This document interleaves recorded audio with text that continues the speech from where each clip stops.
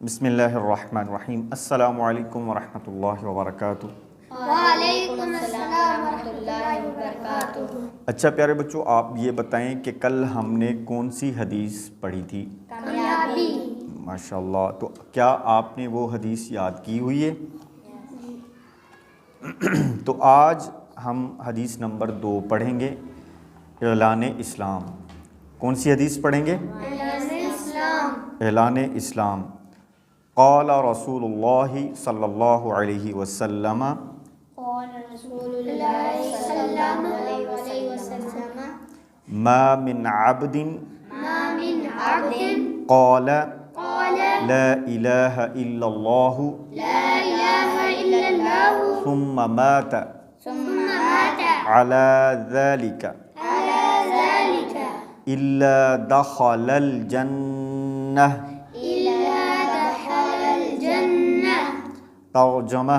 ترجمہ۔ رسول اللہ صلی اللہ علیہ وسلم نے فرمایا رسول اللہ صلی اللہ علیہ وسلم نے فرمایا کہ جس بندہ نے کہ جس بندے نے کہا لا الہ الا اللہ لا الہ الا اللہ اور پھر اسی پر اس کی موت اس کی موت آ گئی آ گئی تو وہ آدمی جنت میں داخل ہوگا۔ جنت میں داخل ہوگا۔ اس حدیث پاک کا مفہوم یہ ہے کہ اس حدیث پاک میں یہ بات ارشاد فرمائی گئی ہے کہ جو آدمی اس بات کا اعلان کرے کہ اللہ تعالیٰ کے علاوہ اور کوئی ایسی ہستی نہیں جس کی عبادت کی جائے یا جس کا حکم مانا جائے، اور پھر اس بات پر اپنی پوری زندگی یعنی موت تک قائم رہے، تو ایسا آدمی کہاں جائے گا؟ جنت میں۔ ایسا آدمی جنت میں جائے گا۔ تو حدیث نمبر ہم نے 2 پڑھی ہے، اعلان اسلام۔ تو کل ہم انشاءاللہ آگے پڑھیں گے۔ آج کے لیے اتنا ہی کافی ہے۔ بہت شکریہ۔ بسم اللہ الرحمن الرحیم۔ السلام علیکم ورحمۃ اللہ وبرکاتہ۔ وعلیکم السلام ورحمۃ اللہ وبرکاتہ۔ پیارے بچوں، آپ یہ بتائیں کہ کل ہم نے کون سی حدیث پاک پڑھی تھی؟ کامیابی۔